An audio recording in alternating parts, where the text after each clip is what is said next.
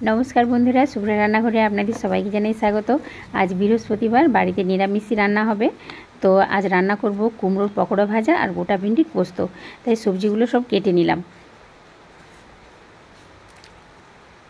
तो এইভাবে সবজিগুলো কেটে নিয়েছি।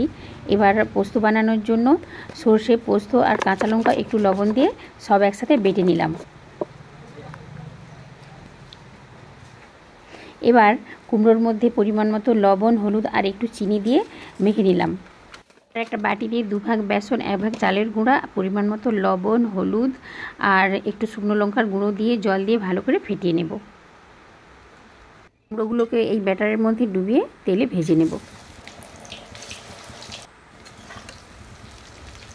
কুমড়োর পকোড়া ভাজাগুলো হয়ে গেছে। এবার ঢেঁড়সের তরকারিটা রান্না করে নেব। তো তেলের মধ্যে আলু ভাজা করতে দিয়ে দিলাম। আলুগুলো লাল লাল করে ভাজা করে নেব। লাল লাল করে আলু ভাজা হয়ে গেছে। এবার আলুগুলো তুলে ওর মধ্যে গোটা ঢেঁড়সগুলো ভেজে নেব। ঢেঁড়সগুলো ভাজা হয়ে গেছে, নামিয়ে ওই তেলের মধ্যে দিয়ে দিলাম একটু কালো জিরে ফোড়ন আর কেটে রাখা টমেটো দিয়ে দিলাম।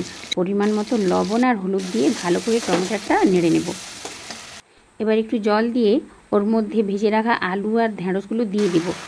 এবার বেটে রাখা মশলাটা এর মধ্যে দিয়ে দেব। তো সামান্য পরিমাণের একটু চিনি দিলাম, যেহেতু নিরামিষি তরকারি তাই স্বাদ আনার জন্য। তো উপর দিয়ে একটু সরষের তেল দিয়ে দিলাম। রান্না হয়ে গেছে। এবার তরকারিটা নামিয়ে নিলাম। দেখুন দেখতে যেমন সুন্দর হয়েছে, খেতেও বন্ধুরা সত্যি খুব সুন্দর হয়েছে। এবার একটু লঙ্কা তেল পাকিয়ে নিলাম। আলু পটল টমেটো সব কিছু ভাতে দিয়ে রেখেছিলাম। এবার এই লঙ্কা তেল দিয়ে ভালো করে মেখে নেব।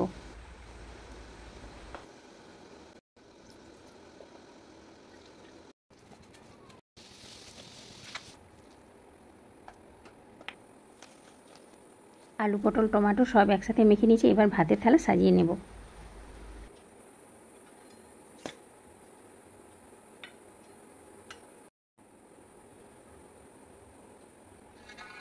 তো বন্ধুরা ভিডিওটা কেমন হয়েছে অবশ্যই কমেন্ট করে জানাবেন। আর পরের ভিডিওটা দেখার জন্য চ্যানেলটা ফলো আর সাবস্ক্রাইব করবেন। আর সবাই ভালো থাকবেন, সুস্থ থাকবেন।